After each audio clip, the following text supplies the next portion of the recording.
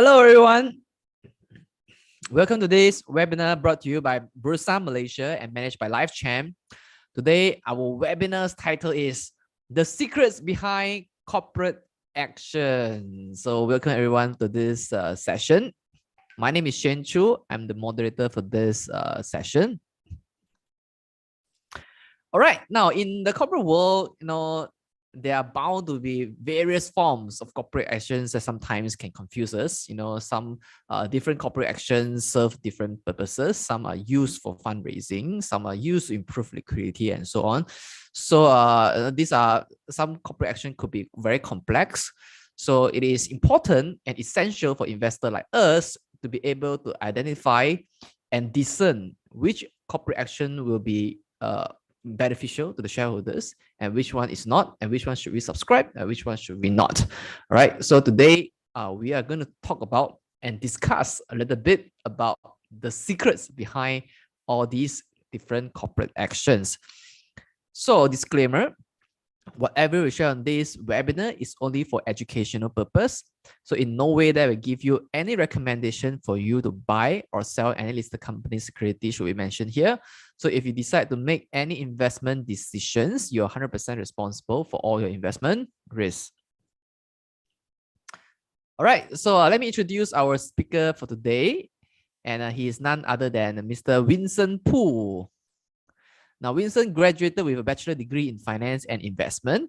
He is an associate member of Certified Financial Planner, CFP.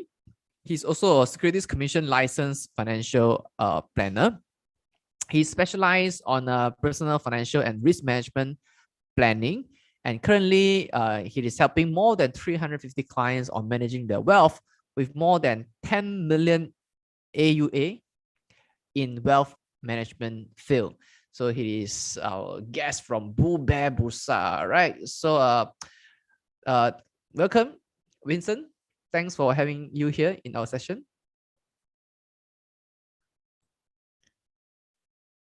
Okay. Good evening, Shane. Good evening, everyone. Yes. Yeah, Shane, can you hear me? Yes, perfect. Okay, great. So thank you, Shane, for the introduction, and then thanks to Bursa Malaysia for inviting me to today's webinar. It's my pleasure tonight to share to every one of you on today's topic, the secrets behind corporate action. Okay, so hold on, let me share my screen first.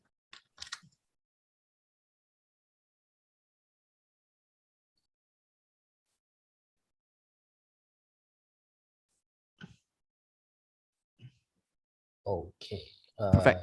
Can see. Okay, sure, no problem. Okay, so so once again, thank you, Bursa, for the opportunity to invite me to share for today's topic, secrets behind corporate action. And since Shane already do the introduction, I just do a brief one. My name is Winson.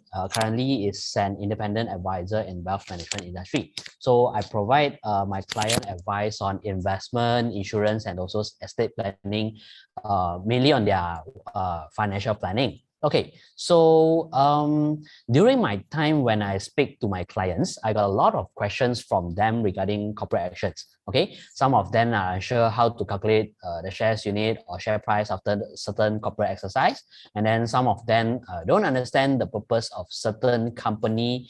What is the reason they do their corporate? I mean, they do this kind of corporate action and so on. Okay, some even say that all those corporate action are used by major shareholders to con small shareholders like us. Okay, it's a scam and contains conspiracy theory. So okay, to understand what is the purpose of corporate actions done by company, we have to understand what can this corporate what can this corporation helps the company? Okay, this action help this company, and how will it impact the stakeholders? So the stakeholders can be the board of directors, the stakeholders can be the employees, the stakeholders can be the shareholders. Okay, so it can cause impacts towards different person, and then maybe even towards the share price or maybe the company employees, etc.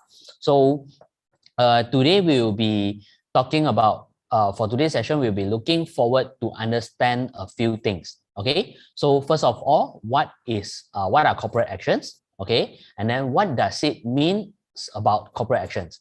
Okay, and next we will be looking at the purpose of different corporate actions. So for example, like what is the reason certain company did this, and then what is the reason that certain company did that? What is the reason behind? What are they planning to do, or something like that? So is it to help company to have an easy planning in terms of their corporate structure, or maybe to attract more investor, or we can say maybe to raise fund for certain projects or certain development. So different corporate action have the different reason behind. So today we are going to find out what is the purpose of these corporate actions. And then because when we understand how a companies operate, we will be able to understand what is the purpose of different actions from different companies. Okay, of course, last but not least, we'll be looking at different types of corporate actions from the companies and what is the impact towards different stakeholders, as I mentioned just now, because it can be good to a certain party, it can be not so benefit to a certain party. So we need to understand this, and then we will able to know that we as an investor, what can we do, and then how should we react on this. Okay, so here are the few corporate actions that we are going to go through later. We will talk about them one by one later. Okay, so the first thing, what are corporate actions? Okay, so first of all, what are corporate actions? And then in terms of, if you look at the explanation, okay, corporate actions means that it is initiated by the issuer of securities, which means the companies, and it may impact the stakeholders. As I mentioned just now, stakeholders can be board of directors, can be shareholders, even can be their employees. Okay, so it may impact positive or negatively. Okay, and then there is an immediate impact on the share price if, let's say, certain actions will impact the share price, okay, company share price, whenever the company is planning to come up with corporate action as well. So in short, corporate actions are done by companies for their structural changes. Okay, so in order to make things easier for the company to operate and also to manage, okay, because maybe I do a quick, how should I say, a quick survey here. Okay, how many of the attendees here is have their own business, which means they have their own company, is either self-employed or maybe how should I say, is, or maybe they start up in entrepreneurship, or maybe a Sdn Bhd. Just a quick survey.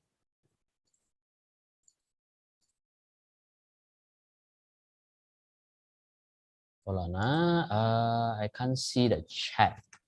Give me a moment.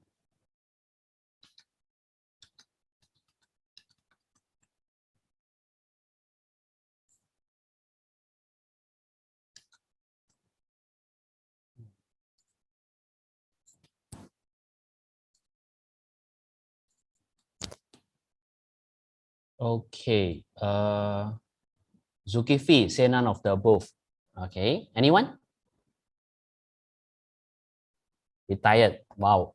Okay, partnership. So partnership is one of the, you're operating one of your own business as well. Okay, so I think for those who are running a company, regardless of entrepreneur or maybe partnership or maybe a Sdn Bhd, you will be understand that to manage a company is not easy. Okay, especially managing a listed company, which everyone will pay attention. Okay, because those are listed in public, okay, and then it's public listed company, and then whatever action they do, whatever movement they do, everyone will be able to see because it's transparent to everyone. Okay, so the company management will need to have certain actions to simplify the management process, so they can be more efficient on their management to make the company move in a better direction. Okay, so before we understand what is the impact of certain corporate actions, we need to know what is the purpose of the related corporate actions. Okay, there are a few reasons which companies propose corporate actions. Okay, the first reason can be is most important for one of the most important reasons for company restructuring Okay, because as a listed company, the company size are very big. Okay, it can be the market cap, it can be 10,000, I mean, sorry, 10 million, I mean, a few 10 millions and then a few hundred millions, or even towards billions. Okay, the company size, the market cap of the company is very big. Okay, and the whole company structure have a lot of level, which it will be very hard to manage. Okay, so in that case, sometimes company will need to have a certain kind of restructuring on their business in order to make a better and easier decision. Okay, so by making more efficient decision in a company, I mean towards on a business, okay, the company management can increase the company's profitability in the near future. So this is the main purpose of company restructuring. They want to ease off the management process and to make things more efficient, okay, so that they can generate more profit in the future. Okay, so the example for corporate restructuring will be spin-offs and M&A. Okay, M&A, mergers and acquisition. And the example for this is the two example for corporate restructuring, especially in big companies. It happens actually quite frequent. Okay, so what are the examples do we have right here on corporate restructuring? So the one of the most famous M&A actions around this time is in the market is DG and Celcom merger. Okay, so maybe I just get some case study for you all to understand more about what is the corporate action, what is the restructuring about, and then you can have a better picture on how does it work, and then also how it's going to happen. It's actually happen in just near around us. Okay, so let me have a look. How many of the attendees here is using DG or Celcom? Maybe if let's say you just give a me here, okay, just type a me or one. Yeah, DG. I saw a lot of DG or Celcom. Okay, so this happens just around us because definitely some will say is the merger, I don't own DG and Celcom shares, so is the acquisition related to me? Okay, yes, even though you are not DG or Celcom users. For example, if let's say you are Maxis users, but DG and Celcom will be Maxis competitors. Okay, so definitely it will be effect in some way. It can be directly or indirectly. Okay, so we talk about DG and Celcom merger, and this merger news has been in the market for a very long time. Okay, since May 2019. So back to May 2019, both companies announced to Bursa that they enter into a discussion to merge and operate together. Okay, but they can't reach to an agreement internally regarding the terms and conditions because this is two big companies. When they want to merge and operate together, there is a lot of in terms of operation or maybe the company direction, they need to discuss internally to have a clear path. In future, what are they doing, and then what will they doing, and how it is affects, and then how should the operation run. Okay, is it a certain department need to have some restructuring or something like that? So they couldn't reach an agreement internally back in 2019. Okay, so that time the merger case keep delaying. Okay, but however, the discussion between DG and Celcom never stopped here. They resumed their discussion on year 2021. Okay, so which is last year, and start to initiate the merger on July 2021. Okay, so during this year, both companies have been go through a lot of discussion and try to work it out on the merger. Okay, and as of today, actually just today morning, okay, it's fresh news. Okay, both companies received a notice of no objection from MCMC. Okay, so they can actually now proceed with the proposed merger to their telco operations. Okay, so both companies now are looking forward to realize the potential of proposed merger company. Okay, so as I mentioned just now, if let's say you are not DG, okay, if let's say you are DG and Celcom shareholders, okay, definitely it will be affecting you, okay, because just imagine like, I mean, you are working in a company, take as, okay, not to say working, you are investing in a business, okay, so this business want to merge together with their, before that is their competitor, okay, so definitely it will be huge changes on a lot of things, okay, so if you are shareholders, you will be affected. Even though, as I mentioned just now, even though you are not direct shareholders, you might be affected indirectly. Okay, so what we need to see is that what is the purpose of DG and Celcom merged together? They have been discussed for so long, because as we know, actually telco industry is entering red market. Okay, so basically it's the demand is stagnant. Okay, the demand is stagnant, but the supply it's always there. Okay, so in that case, if let's say they don't do something, the only way to win their competitors is price war, because of course they can come out with attractive package, or maybe to improve their quality of network or something like that. But anyhow, their competitors can do that also. Okay, so basically it is not to say like one of the company have a certain very strong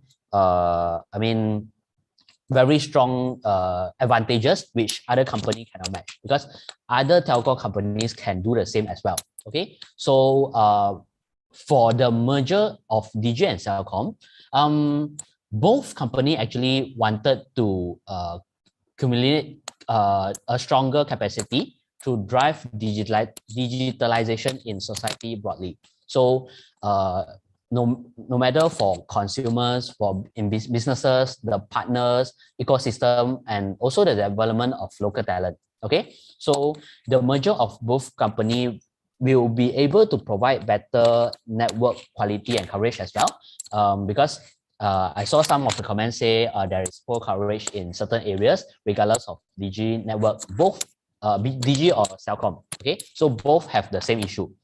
Okay, so if let's say they merge together, they combine together, they can actually use each other network.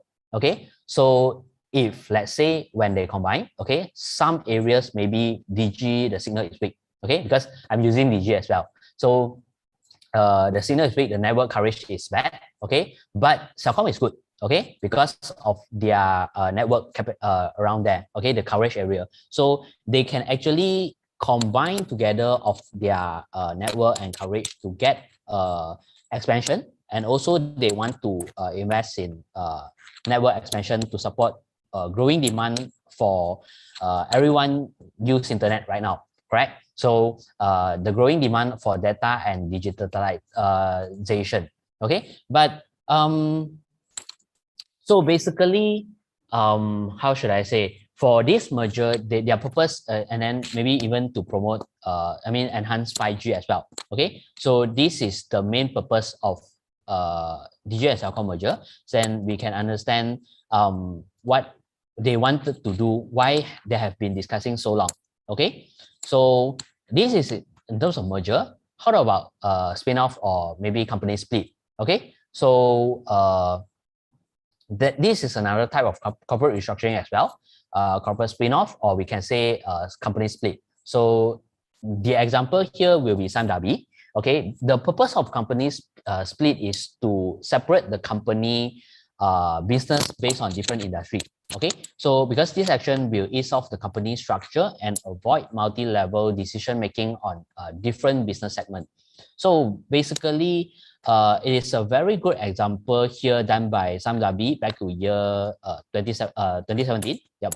So before the spin-off, Samdabi has all their business under Samdabi Group. Okay, including industrial, plantation, property, logistics, so on and so on. Okay, everything under Samdabi mother company. Okay, Samdabi Group. But in terms of management, right? The management realized that it is actually very hard, because this is different industry. plantation and industrial is different industry. Okay, they cannot how should I say? It's very hard for them to make decision, or maybe if let's say they want to do some operate changes, okay, because it will affect each other.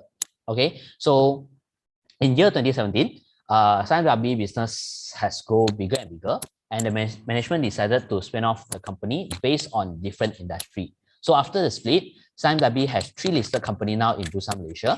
Okay, you can actually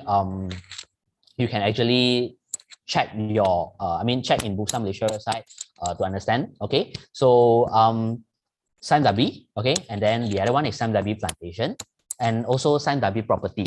So 3 different companies operating 3 different business in different industry. So Sime Darby are focusing on industrial logistic, okay, and Sime Darby Plantation, of course, plantation and property. Okay, so the restructuring of Sime Darby managed to separate their business into different industry. Okay, so by doing that, each of the company can operate individually. So for example, like if let's say I'm the management of how should I say, if let's say I'm the management of Sime Darby Property, so I can only focus on property itself. Okay, I can spend my time in property industry, and then I can think of how can I make some decision in order to make Sime Darby Property more profitable in the coming years. Okay, so basically all business decision can be made directly based on different company structure. So all decision making will be straight to the point and very efficient for Sime Darby. Okay, and then okay, so the first reason, as I mentioned just now, is corporate restructuring. Okay, so the second will be certain corporate actions will be the purpose is to impact the share prices. Okay, so as a listed company share price is one of the factor which affect investor interest and the liquidity of shares impacted.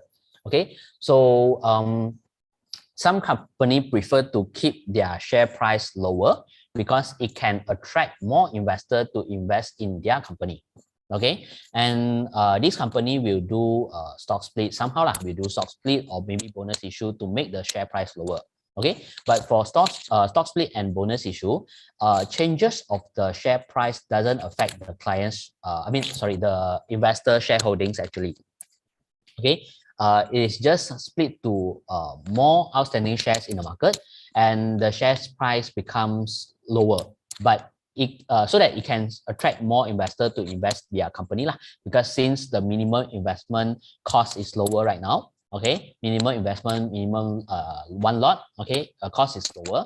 On the other hand, some company that prefer quality investor, they don't mind to keep their share price at a high price, okay, because they know those who have the ability to invest in their company usually are fund house or maybe high net worth investors, okay, so which willing to invest a longer period. Because for those high net worth investor or maybe fund house, they don't do trading like, okay, today I buy this company and the next day I sell. Okay, they usually, because their fund size is big, okay, so if let's say they do frequent trading, the cost of trading is high as well. Okay, that's why of course maybe a certain part of the money will be used to do tradings lah, but it is very rare case.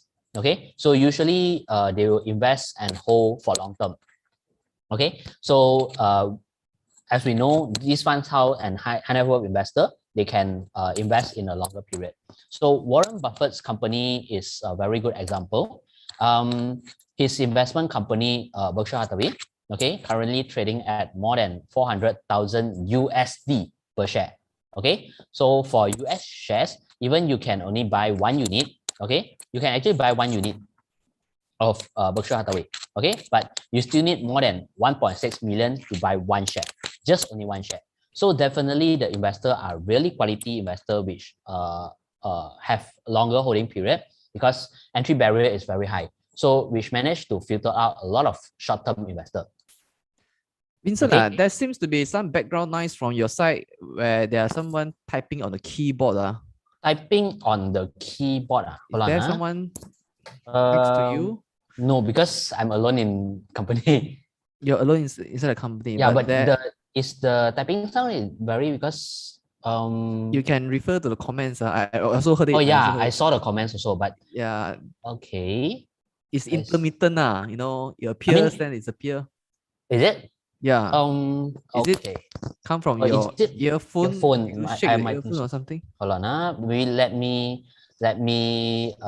arrange. I mean, do some setting on Yeah. my earphone. Looks like it's from your earphone. Yeah. If there's no one next to you typing anything, right? Yeah. Okay. Maybe you don't shake so much. Is it better right now? There are still a sound. Uh, um, is it better? Because I was thinking maybe I I think if you hold it, maybe it could be better. will be better, right? Is it better right now? Maybe you move on first. Okay, sure. Because I actually didn't realize this.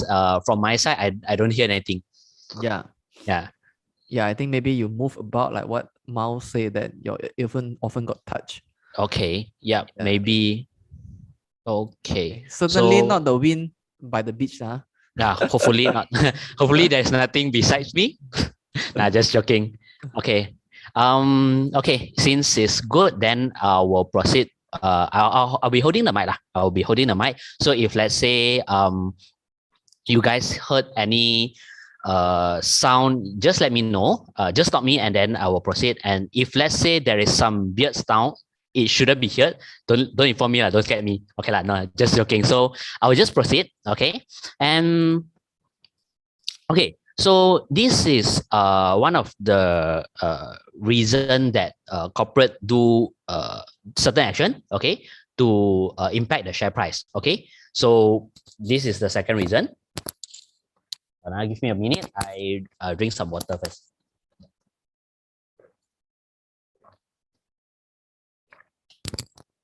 Okay. Suddenly told me that there is someone typing. Yeah, scare me off. Okay. Okay, so we have a very famous example here on corporate actions, which able to make impact on company share price. Back in September 2020, glove stock investor are on cloud nine. Okay, because gloves counter are spiking very fast. Some investor can even get more than 10 times return from investing in the gloves counter. Okay, so definitely gloves counter are hot picks during that time, and the directors of Top Glove and Supermax decided to give bonus issue to existing shareholders. Okay, so Top Glove back in 2020, Top Glove are giving 2-for-1 bonus issue, while Supermax giving 1-for-1 bonus issue. Okay, so after the ex-date of bonus issue, Top Glove and Supermax share price adjusted to 8 ringgit and 9 ringgit respectively. Okay, from investor perspective, now to minimum invest, because as we know, minimum investment is one lot of shares. One lot is 100 unit. Okay, in Malaysia. Okay, so minimum to invest in Top Glove and Supermax will be only 800 and 900 ringgit respectively. So therefore, it will be easier and to attract more investor to invest in their companies. Okay. And then, but actually, bonus issue or maybe share split doesn't affect the investor wealth at all. Okay, so the total value of investment doesn't change at all. But to be honest, most of the I saw a lot of investor out there, even some of my clients, which they don't really understand how this bonus issue works. Okay, whenever they saw the word bonus, okay, they thought it's an extra reward for them. So they will be happy because it's something free, free shares, and then I get extra double shares because I have, for example, I have 1,000 unit right now, so maybe I have 2,000 unit. Okay, so I get free things, I mean, human like things for free. Okay, so whenever they saw the word bonus, they thought it's extra reward for them, and they will be very happy even though their investment value doesn't change at all. Okay, so look at Top Glove announcement, press and or maybe press release on, you can actually find on Top Glove website. Okay, on their bonus issue proposal. This is the title they use on their announcement. They use the word rewards loyal shareholders. So it sounds like it creates an impression that it is something extra, something free, something bonus to the investor, which is actually, in terms of investor perspective, nothing changes.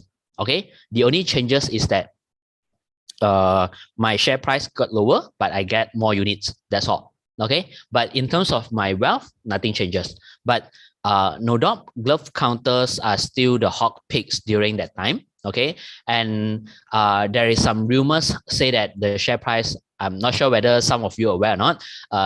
Back to that date, there is some rumors say that there is share price, the Top Glove share price will go to 30 ringgit. Okay, which makes people more crazy and spend all their savings to invest. So of course, we know what happened after that, but definitely today we are not discussing about how are the words used by companies press release or maybe twisted by media. You know, sometimes media like to twist the word or maybe twist the meaning in terms of certain announcement. Okay, because they need to grab eyeballs. Okay, they want to grab eyeballs, so they twisted the words, or they use a different word to twist. Twist the, somehow twist the meaning or the way to represent lah. Okay, so what I'm trying to say here is that as an investor, we need to understand what are these corporate actions and what is the purpose behind how. Mainly is how does it impact the share price of the company. Bonus issue doesn't mean that you are getting free things. Okay, your wealth doesn't change at all. So besides share split or bonus issue, there is also another way around, which is share consolidation. Okay, so this is the example here. Last year, this happens last year. During that time, PDZ share price was only few cents. Okay, which makes them an easy so-called goring stocks because the minimum investment is very low. So imagine if, let's say, the share price is, for example, like 5 cents. Okay, so the minimum investment they need is only 50 ringgit in one lot. Okay, so basically, how should I say?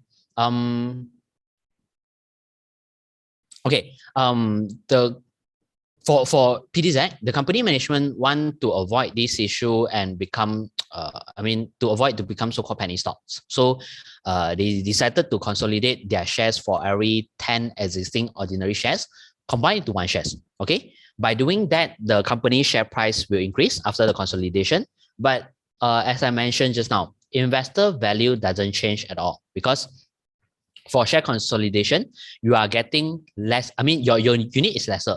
Of course, your share price is higher, but your unit that you own is lesser. So basically, is no changes in terms of value in for existing investors. Okay, so last but not least, one of the reason of corporate actions is to distribute the company profit to the shareholders. Okay, so the main purpose of the company operating is to make profit. Of course, how should I say? Maybe some company have different vision. They want to create different things, but profit are the most important things. If let's say you are an investor, okay, imagine right now you are an investor. You want to start up maybe hot pot business, okay, and then this hot pot business cannot bring you profit. Okay, basically it's making losses every year. Okay, do you still want to invest in this hot pot business, or maybe, for example, like bubble tea business? Okay, if let's say it's not making profit, you won't want to invest. Okay, so when the company are making profit, they can either use that money to expand their business. First of all, expand their business, or they can distribute it back to the investor. Okay, because if let's say they decided, the company management decided, I don't want to expand my business right now, it's good enough. Okay, why not I give it back to the investor, because without the investor money, I cannot operate my my company as well. Okay, so distributing profit will be one of the most preferred action from investor point of view, because now try to imagine, because if let's say you are investing in a company, and then whenever they make profit, they will share you some of the profit. Okay, are you happy with that? Definitely you are. So in terms of investor view, actually, to be honest, most of the investor will be happy to receive it if let's say the company decided to distribute all this profit. Okay, so but we have to know, sometimes when companies are distributing profit, we need to know whether it's a continuous distribution or it is just a one-off distribution. Okay, so if let's say it's just a one-off distribution, it is like a special dividend due to certain circumstances. Okay, so it can be maybe the company have one-off windfall profit. Okay, maybe for example due to COVID. Okay, glove stock have windfall profit. Okay, can they make the same amount of profit now? No, they can't. Okay, so it's a one-off. Okay, one-off event, or maybe the company has sold off their asset and received one-off income. Okay, so the case study here will be, AirAsia. So I saw someone mention it's a dividend trap. Yes, it is, because if let's say it is a one-off dividend, and for example, okay, you saw this announcement, okay, back in May 2019, okay, AirAsia mentioned that they will be distributing 90 cents per share, okay, for dividend. Okay, do remember, actually, AirAsia share price around that time is about 180, okay, it's about 180, so which means the dividend yield is nearly 50%. Can you imagine that? For example, if you are taking maybe 100,000 investing in your business, okay, and then the next year, the management told you that, okay, we will give you back 50,000. Okay, what is your point of view? Wow, I invest in this business so fast, in 1 year I can get back 50% of my money. Is it interesting? I mean, it's very attractive. Okay, so 50% dividend is actually a huge distribution back to the shareholders. And I have a few clients as well, and some of my friends, they don't know. I mean, it's actually a special dividend, okay, just one off. But a lot of people are crazy about it because they are interested to get such high dividend. You imagine you invest in something, 2 years time you can get back all your monies. Okay, so but back in 2019, okay, the reason behind AirAsia distributing such high dividend is because they sold all their airplanes and leased back for operation purpose. So at first they own these airplanes. Now they sell out everything. Okay, they sell out everything, and then they decided to lease it back. Okay, and definitely by selling their airplanes, they receive a lot of money. Okay, but they have no other ways to use it because this money, they have no other proposal or maybe no other ideas. What can they do for this money? So why not they distribute it back to the investor? Okay, but it's just one-off distribution. It won't prolong. So basically, okay, and after the, how should I say? After the dividend as well, the share price will be adjusted. Okay, so basically, this is how should I say? If let's say it's one-off, okay, definitely depends. It can be a good thing as well, because since the company have no other ways to use, then why not give it back to investors? Okay, but you need to see, is it one-off or prolonged? Okay, so one-off, don't get too hype on it. Okay, so when we study about how frequent a company issue dividend, we need to study the company dividend policy. Okay, this is one of the corporation as well. If let's say a company have, constantly distribute dividend, they have a dividend policy. So we take Maybank as an example. they did mention that the management decided to pay out at least 40%. Look at the highlight here. Okay, at least 40 to 60% of their net profit as dividend to their investors.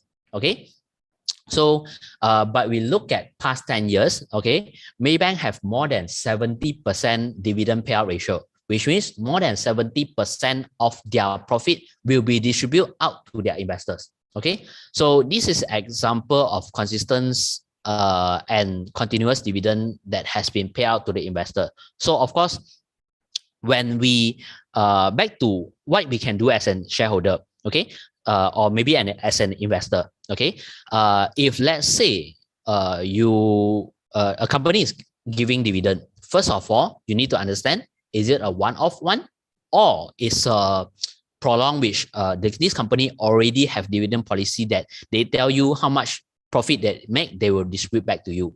Okay, so if let's say the dividend policy is you think is good enough, nice enough, okay, then definitely you can invest in it. So this is what we need to know in terms of those dividend payout. Okay, so okay, we have come to we actually complete two parts. First of all, what are corporate actions? Okay, now we know what are corporate actions, and then we know what is the purpose of corporate actions. Okay, so just to do a quick summary, revise on what we mentioned just now, okay, in the past 40 minutes. So basically, what is the purpose of corporate restructuring? I mean, they want corporate actions. Somehow, maybe they want to do corporate restructuring to ease off their management decision.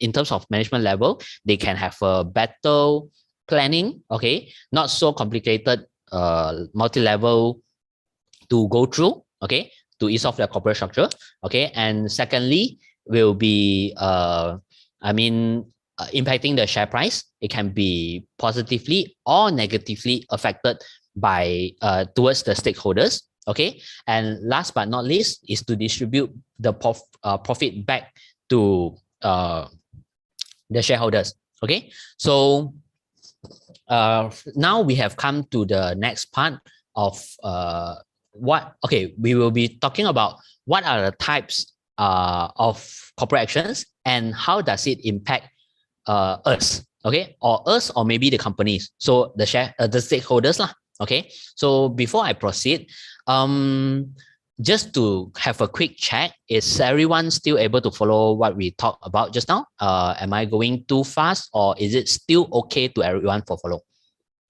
Just a quick check. Okay, I saw a lot of people say okay. Can say yes. Yep. Madeline, okay. Okay. Pauline, okay. Okay, great.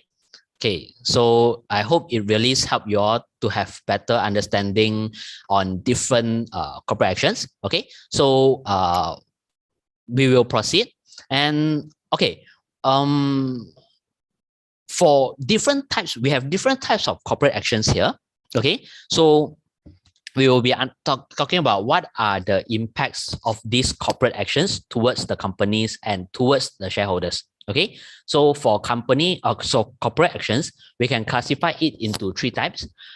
Some are voluntary actions, which investor can choose to opt in to this action or not.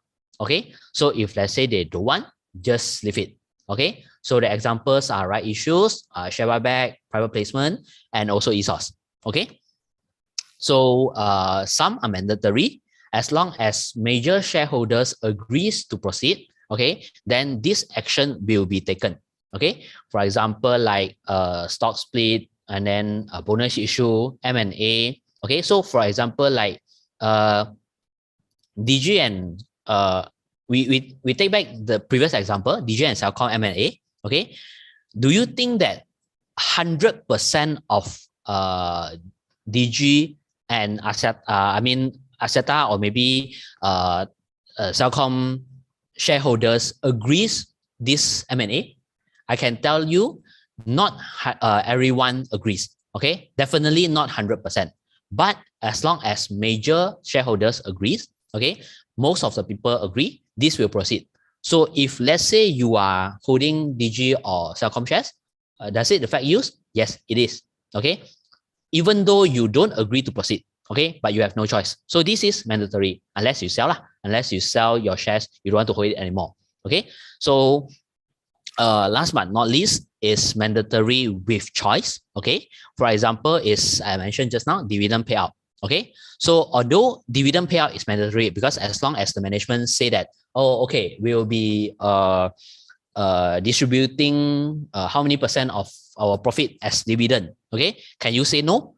Unless you are major shareholder. Okay, unless you are major shareholder, and if not, if let's say even though you say no, it will still proceed. So it is mandatory, but you actually have a choice. So if let's say you want to receive the dividend, you can sell your shares before the exit. So as long as before the exit you sell your shares, that you won't be receiving the dividend. So therefore, it is mandatory with choice. Okay, so okay, so the first thing moving on in the coming part, we will be talking one by one, but of course we won't be go into very details in each corporate actions because if let's say we each of the corporate actions we talk about, for example, like 10 minutes, 15 minutes, I think Shane will screw me up because we don't have so much time. But I will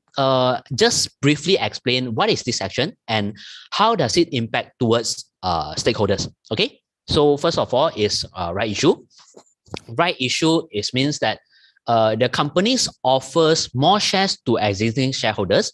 Okay, so for example, I'm one of the shareholders for a company. Okay, the current share price is actually 80 cents. Okay, but the company now offer me more shares with, for example, 60 cents per shares. Okay, so to see whether I want to buy or not. So what is the purpose they issue this right issue is that mainly they want to raise more fund. Okay, they want to raise more fund because maybe they have different projects, or maybe some of the company raise funds to pay off their debts or something like that. Okay, so how should I say? The right issue purpose is to raise more fund to certain purpose. Okay, of course, the company will tell what is the purpose of this. Right issue. If let's say the fund has been raised, what are they planning to do? Okay, but what will it impact in terms of the stakeholders? Okay, so share price usually will be decreased. Okay, because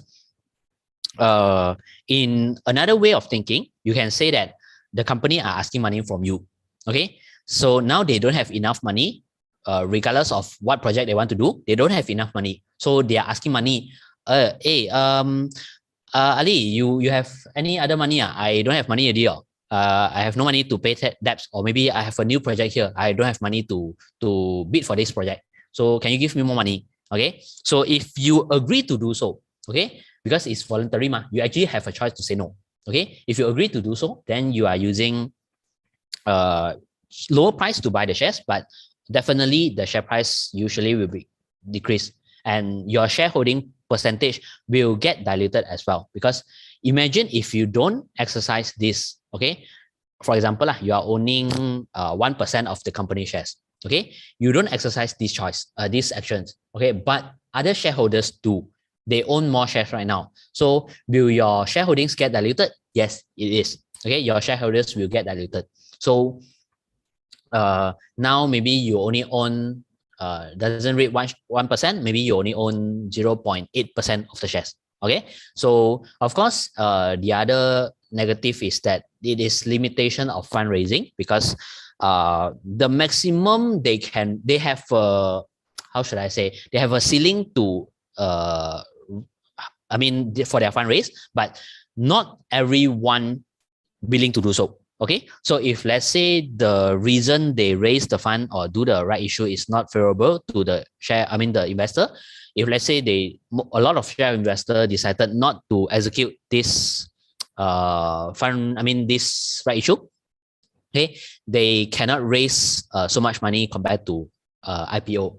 Okay, and last but not least, it will be negatively affect the company public image because, as I mentioned just now, so the company say that Kiong, I don't have enough money. Can you give me more money?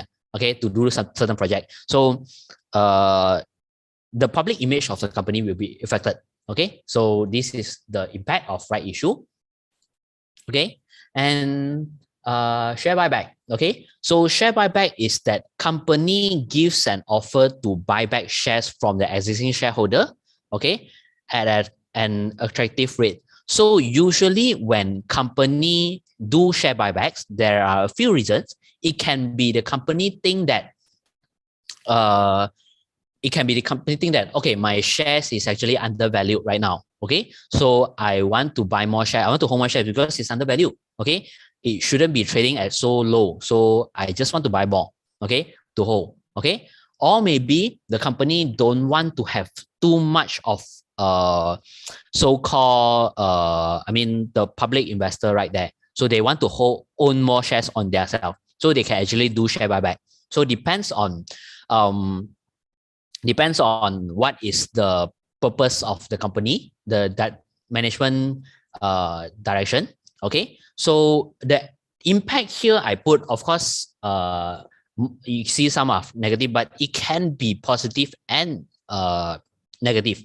Okay, so it depends on how market reads the action. Okay, it can be as I mentioned just now, it can be undervalued. Company think that it's undervalued. Okay, so they do share buyback, or it can be poor prediction on the company management decision. Okay, and then it also will less of, the dividends that able to distribute to the shareholders will be less as well, because imagine you have only 100, your company have only 100 million of cash. Okay, so if let's say they can either use this money to expand their business, or maybe they can distribute to the profit to the investor. Okay, as I mentioned just now. So if let's say they use the money to do share buyback, okay, they use 50 million to do share buyback, so they only left 50 million cash on their hands. Definitely, the money available to distribute back to investor are getting lesser. Okay, so it can be poor use of capital as well. You have 100 million right now, and then how should I say? You have 100 million right now, so it depends on how the management decided to use this money. So if let's say they decided to use this money to do share buyback, then need some time to see whether the decision is correct or wrong. Okay, so if let's say it's overvalued but still keep on doing share buyback, then definitely it will be poor use of capital. Okay. Next is private placement. Okay. I saw one of the comments mentioned asking what is private placement. So private placement is a sale of stock shares or bond to pre-selected investors. Okay. I'll make it simple. I'll draw a picture for it. For example, now I'm owning 20% of BullBearBursa shares. Just an example. Just imagine if let's say BullBearBursa is a listed company. I'm owning 20% of BullBearBursa shares. Okay. And then I want to cash out. I want to get some money. Okay. Turn my shares, convert my shares into cash. So what should I do? I need to sell my shares, correct? Okay, I have a few choices. Okay, I can actually sell in the open market, but what happens if I sell in the open market? Okay, people will ask, hey, Winson are selling shares right now. Okay, the shareholders are sharing shares, for example lah. Okay, the shareholders are selling the shares right now. Is it any bad news or something like that? So it might cause butterfly effect. Okay, maybe for my purpose, I just want to get some cash for other business purpose or something like that. Okay, maybe I own another company which sell lok. Okay, lok. I want to invest in lok business, for example. I need to cash out, but market reads wrongly on my my purpose. Okay, so private placement is that I find someone who willing to buy my shares. Okay, they know what my company is doing. Okay, but we make a deal. Okay, not in the public market but under table. But of course, the under table is legal one. Okay, so for example, I find Shane. Okay, Shane interested to take over my shares. Okay, we are not dealing in a public market because it might cause fear. Okay, so we are dealing underground. We just inform Bursa. Okay, Bursa, I have a deal with Shane right now, which I wanted to sell 10% of my share to Shane. Okay, at this price, fixed price. Okay, so but of course the limitation is that it will be limits of number potential investors, and then it is difficult to find suitable investors because if let's say Shen are not interested, then I need to find another investor as well. Okay, so this is private placement to deal an agreement which with investors internally rather than an open market. Okay. I think that is more towards direct business transaction. Private placements involve issuance of new shares, right? Not direct, correct. So it can be both. From you. Yeah, it can be both as well. So private placement, it can be new shares as well, new shares, and then now, but I don't want to offer these shares to the market. So only certain investors are interested. So it can be this kind of way as well. Okay, and okay. So ESOS, if let's say, if let's say some of you are working in, how should I say, in a listed company, definitely you have chance to get this. So basically, ESOS is an incentive scheme to reward employees. So basically, you have an offer from your company. You have an option to whether to purchase the shares of the company at a certain price. For example, my mother company, the share price is about 180 right now, for example. Okay, so in terms of ESOS, which means that the company offered you to buy the shares, okay, the company shares, okay, on 150, okay, the price 150. So you have your choice to decide that you want to buy or not. Okay, so if let's say you buy, it's actually a reward scheme basically. Okay, so the purpose mainly is to reward their existing employees. Okay, so if you buy and then you own more shares of the company, so is it a good thing or bad thing? So it can be both. Okay, because if let's say you buy more and more, you are making profit. Imagine market price is 180 and you are buying with 150. Okay, you are making profit. So if let's say you own more shares, okay, your loyalty towards the company will more. For example, like you own these company shares, okay, and then because you are inside, you are employees, okay, you are inside, this company is going in a good direction, okay, so you will hold tight on their shares, you won't sell, okay, and also you will put more effort on your work as well, because if let's say the company is making profit, you will get benefit as well. So it actually is some kind of loyalty reward scheme, okay, for existing employees. So, but of course, it can be sell off as well, because actually some might be holding, but not all employees. Okay, not all employees will hold tight the shares received. So some will be treated it as a bonus. Okay, because previously I was working in a listed company as well. So a lot of my colleagues once receive the ESOS, they will sell immediately, because they told me, Winson, bonus ambil je. They will treat it as a bonus. It's not a wrong thing as well, because it's your decision. You can sell or hold, nothing wrong. Okay, but if let's say most of our employees are not holding tight with the shares, then after the ESOS, they receive the ESOS, they will sell off in the market. So it will cause some certain level of price drop. Okay, so this is for ESOS. So this is for voluntary part. You have the choice. Just now, as I mentioned, private issue, right issue, private placement, ESOS, etc. You have the choice to execute it or not. Okay, if you want, just go ahead. If you don't want, that's all. Okay, you have the choice. So how about mandatory? Okay, mandatory is that as I mentioned just now, you don't have the choice. Okay, you don't have a choice. So basically, it can be so stock split and reverse stock split. Actually, this one I already mentioned in the previous slide, so I won't go through too much. So basically, the company divides the existing shares into multiple shares, okay, and reducing the face value of shares. So if let's say stock split, it will reduce the reduce the share price, but your share unit increase. Okay, reverse stock split is another way around.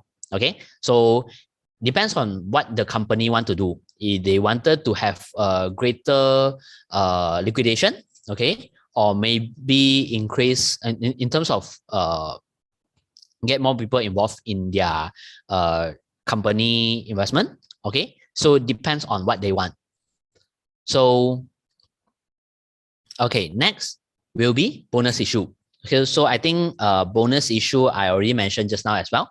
So bonus issue is when a company issues additional shares, okay, to its shareholders, and you don't need to, from investor point of view, it's no cost because I don't need to buy the shares. Okay, right issue is different. I need to get some money to buy the shares, but bonus issue, no, it's directly counted to you. Okay, you don't need to do anything. You just need to wait after the exit, and then you will get the shares. That's all.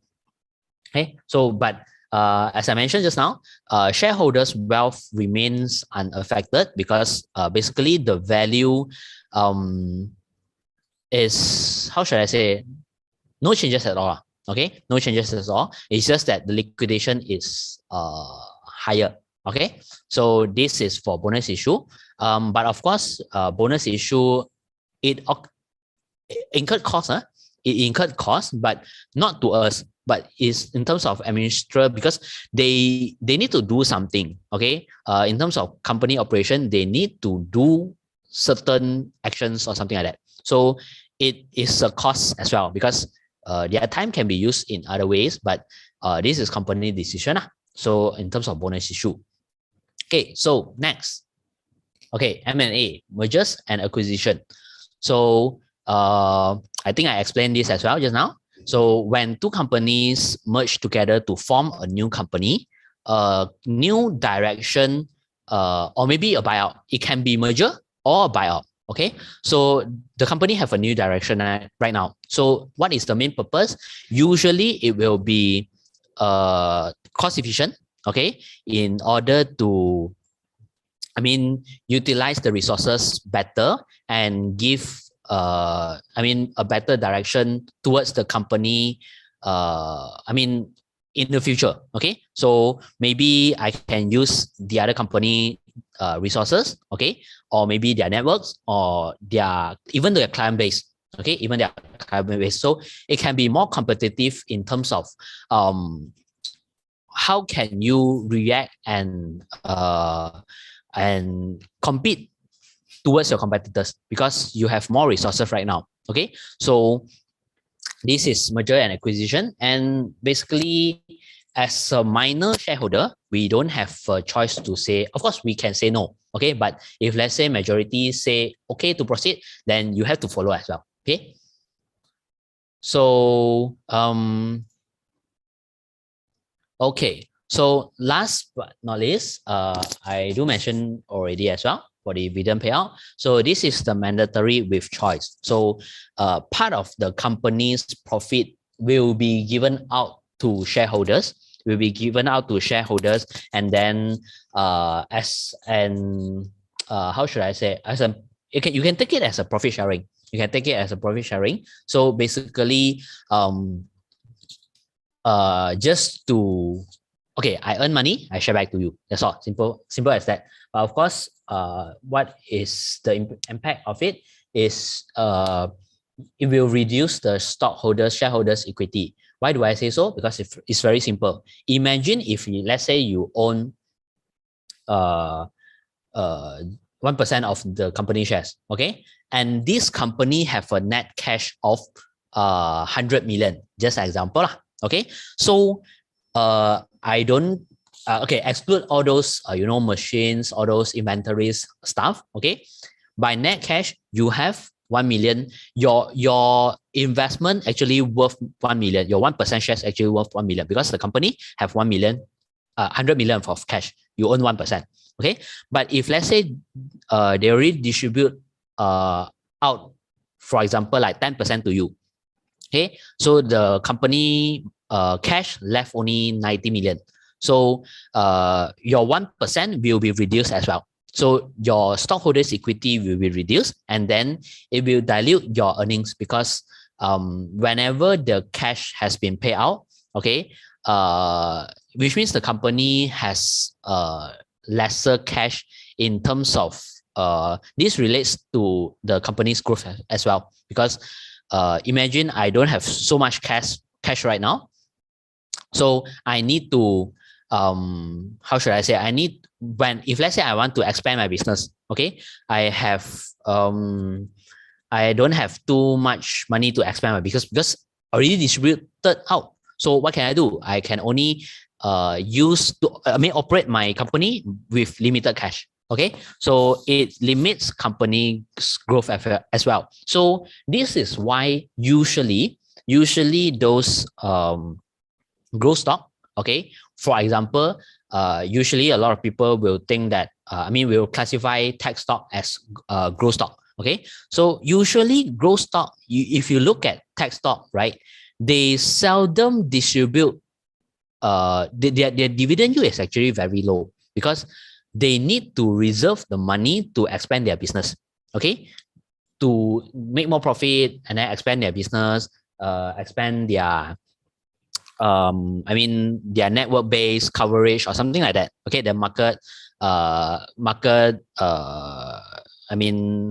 in terms of their market to capture more markets. Okay, and then but if you look at those blue chip stocks, for example, like Maybank, okay, the example I showed just now, why is Maybank distributing 70% of their net profit give back to the investor? Okay, what is the reason? Because Maybank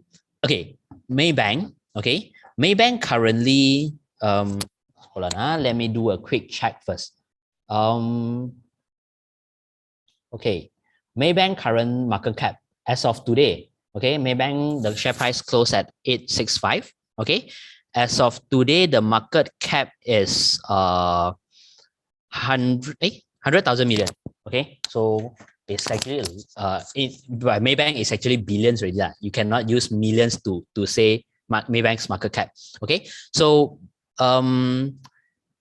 can you imagine Maybank?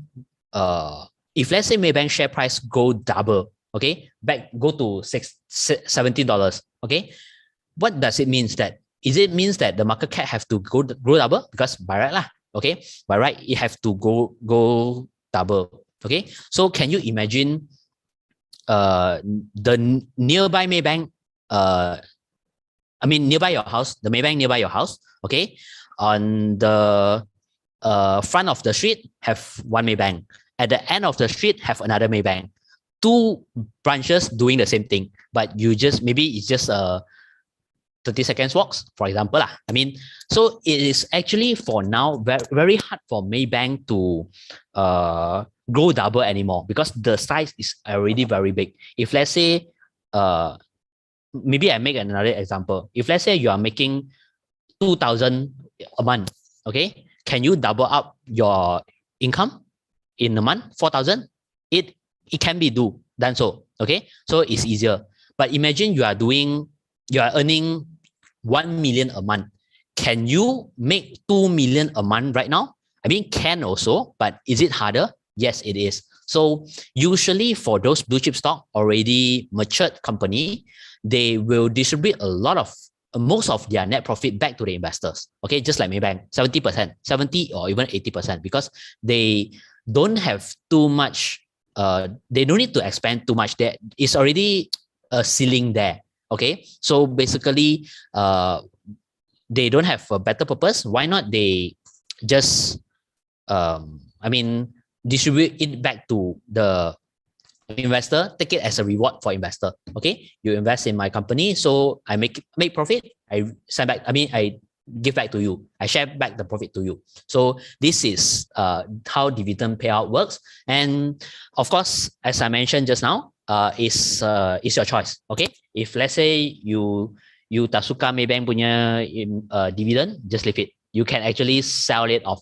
Okay, you can actually sell it off before the exit. I don't want to receive Maybank dividend anymore. Okay, you can actually sell it off. So you have the choice right now. Even though you are not owning Maybank shares right now. Okay, but once the announcement, you think that, hey, I want to join this business. I want to take some profit.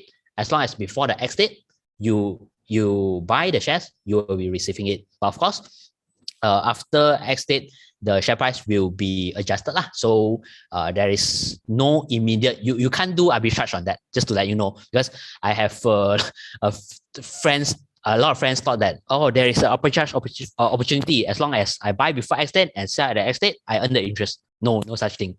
Okay, so this is my sharing for today. Okay, mainly today my purpose is to explain different types of corporate actions. Okay, and then to let everyone understand more on it, and also what is the impact towards this corporate actions. So we as an investor, we need to know, okay, whenever the company have such planning, such action, what is the impact?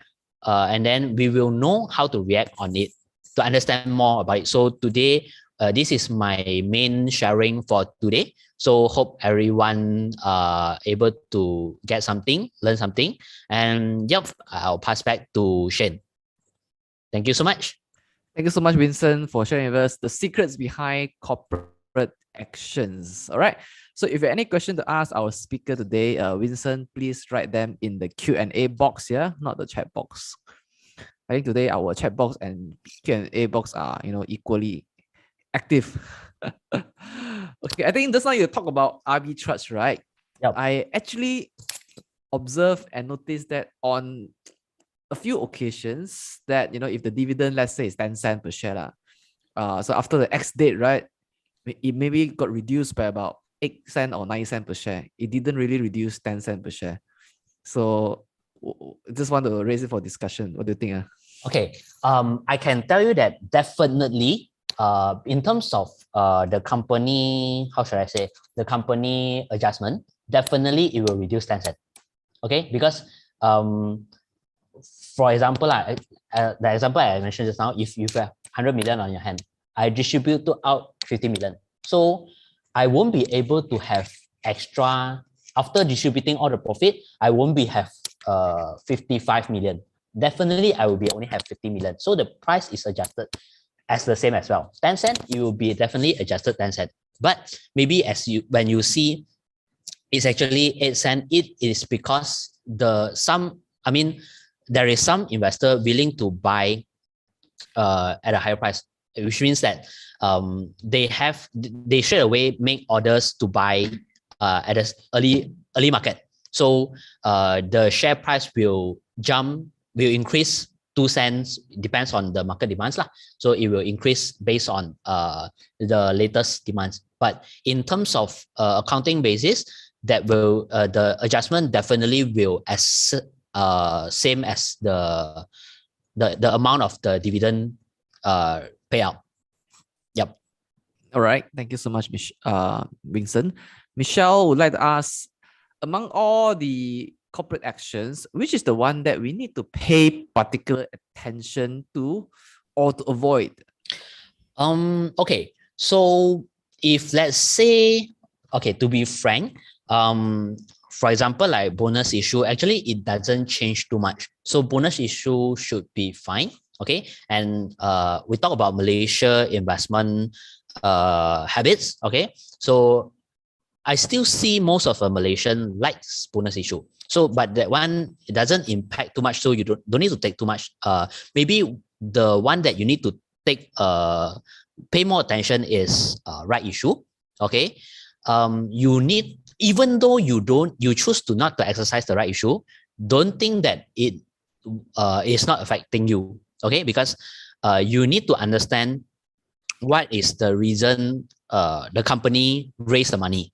Okay, if let's say they are investing in a new business, whether the new business is good towards the company or not, okay, or favorable towards the company or not, or maybe they are buying a new, for example, a new factory, for example, or maybe if let's say they are repairing their debts, then it will be a bad thing. Because imagine someone asks you for money to pay their debts. Is it a good thing? No, definitely not. So right issue is one of them. And then dividend, okay, because to be honest, other actions like M&A, private placement, unless you are high net worth investor, for normal investor, there is rarely we will be involved in this kind of action. But those are common one like bonus issue, right issue, and dividend payout. So dividend payout, you need to see whether it's a dividend trap or not. Okay, so if give you a high dividend, okay, it looks attractive, looks interesting, but whether can it sustain or not. So if it's not sustainable, then it's pointless. I mean, not to say pointless, but don't get too hype on it. Yep. So do you like companies which regularly do private placement? For me, not really. For me, not. I don't really like it because, how should I say, private placement, which means that one of the things is that these companies, it's actually a bit similar like right issue. They constantly needs money. Okay, which means in other words, okay, which means they might not be able to maybe they don't have the capability to manage on what they have right now. So they need to ask from new investors. Okay, so they are for me, I don't really like company regardless of private placement or right issue. I don't really like company that keep asking me for money. Common sense, I mean, like I don't like people ask me for money. Yeah. But it depends. If let's say once in a blue moon, yes, it's okay. I need to know the purpose. But if let's say it's very often, for me personally, I don't really like it. Okay. If I may add one corporate action to the list of things that I pay particular attention to, that would be share consolidation. Okay. I will explain why. Because most retail investors are not very familiar with share consolidation. Because all of us here get the euphoria, okay, when company announce bonus issue, suddenly we got like free shares, right? And a lot of investors are very happy. So actually nothing else changed, right? But for share consolidation, essentially nothing else changes. The reason companies undertake share consolidation is to avoid being seen as penny stock, so that they increase the share price, and they probably shrink their share pool by 10 times. Okay, because the share price raised 10 times, the price, the quantity of shares, okay, you also shrink by 10 times. But a lot of investors, right, because of Bursa settlement, like because let's say the stock yesterday was 10 cents, today it become 1 ringgit because of share consolidation, so it become 10 times. But then the quantity in your book actually did not reduce by 10 times yet, because of Bursa settlement T+2. So a lot of investors will have mistaken, hey, yesterday I have 1,000 shares, today I also have 1,000 shares, but the share price 10 times already. So what investor did was, the mistake that investor did was they take profit. They sell off all your 1,000 shares at 10 ringgit. Actually, they oversold already. Because by right, the quantity should have reduced by 10 times. Correct. But they oversold. They sell all the quantities because of T+2, the quantity hasn't been reflected in their stock trading account. So if you oversold, you have to cover back your positions. So after Right. that, you'll go through a lot of trouble. Yeah. Okay. I think Shane raised a very good example because to be honest, I think a lot of investors are not so familiar with share consolidation because yes, it happens, but compared to bonus issue, compared to dividend, it doesn't happen so frequent. Okay, so yes, it will actually occurs the problems that Shane mentioned just now. You actually oversold your shares. Okay, because you need to know one thing. Okay, as an investor, we need to know one thing is that there is we are actually investing. We are not buying lottery. So if let's say you saw your your company share price increase to 10 times, you don't think that there is a lottery there, okay? Because even though Bursa have rules that every day the limit up is only 30 cents or 30%. Okay, so depends on which type of stock. So if let's say this happens, the first thing you need to know is to check. We need to do is to check. Hey, what is this happens?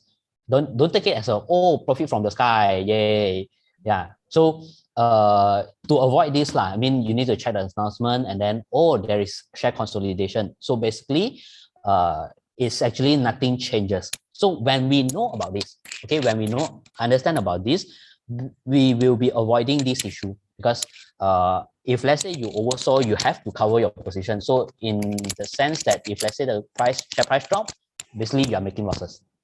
Yep. Yeah.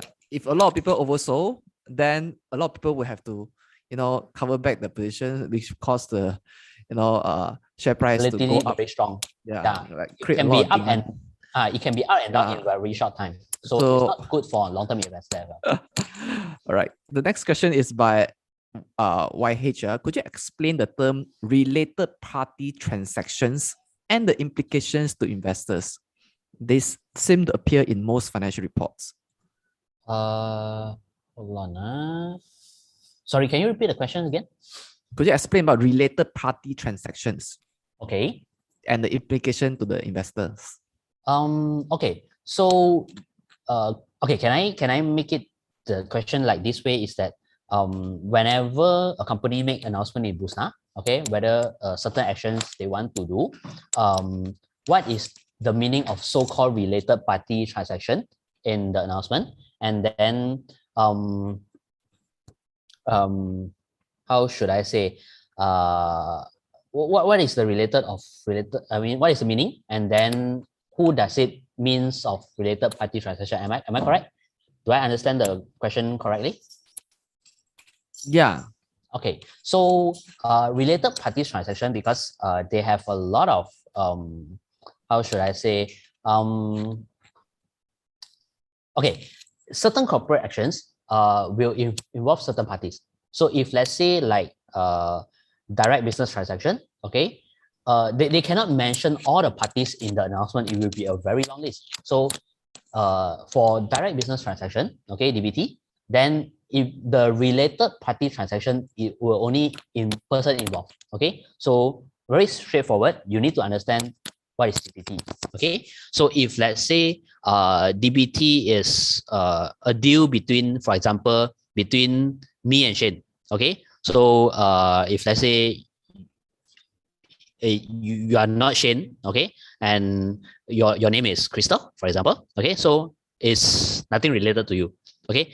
Of course, it might affect indirectly, but directly, no, it's nothing related to you. So the so-called related party transaction is just me and Shane. That's all. But if let's say for dividend, okay, as long as you are holding the shares, you are the involved party as well. All right. Thank you so much, Winson. Okay. For next question is for corporate action events that may result in fractional entitlements. So will we receive fractional shares? Okay. You mean like, for example, those, for example, like how many units of shares you own, and then it will give you how many units of bonus issue or something like that? Yeah, that may result in fractional entitlements. Let's say entitled to 12.5 units of free shares. Okay. Will I receive 12.5 units, or I receive 12, or receive 13? Okay. So basically, you sometimes it happens, but definitely there will be no how should I say there won't be 0.5 units of shares, no such thing. Okay, but you can have a lot. Okay, so called a lot is that because we know when we sell shares, buy or sell, the minimum we have is the minimum transaction we can do is 100 units. Okay, so they won't be 0.5 units of share. Okay, they will be either round up or round down, depends on the units holdings. Okay, but if let's say you have odd lots, okay, then you will be not able to sell the odd lots. Okay, I mean as a whole, you cannot sell if let's say you want to sell the odd lots, okay, you need to go to the odd board there, okay, to sell the odd lots. So the pricing of odd lots can be way different compared to the actual market price. So in order to avoid this situation, because you can actually count before when the announcement release, okay, you have time to react. I mean like before the X date lah. So if let's say you don't like this situation, you want to have odd lot, it's either you buy more to make sure after the corporate action you still have the full lot, okay, or you sell your shares, okay, and then but if not, if it really happens, then the odd lot the only thing you can do is to sell at odd market. That's all, but the price will be very different. All right, so that shall conclude our question and answer session. So time is running out. So thank you so much, Vincent, for sharing with us the secrets behind corporate actions. So let me share my screen.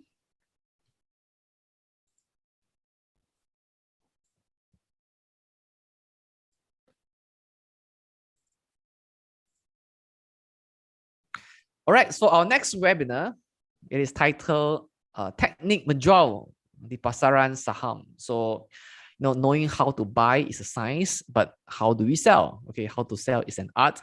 So on this Friday, we are going to discuss how do we execute the sell order in the stock market. Okay, what are the techniques? So this session, like the title suggests, is going to be conducted in BM. So if you want to learn this session in BM, please register in the link that I've just given you. All right, so we shall see you on this Friday.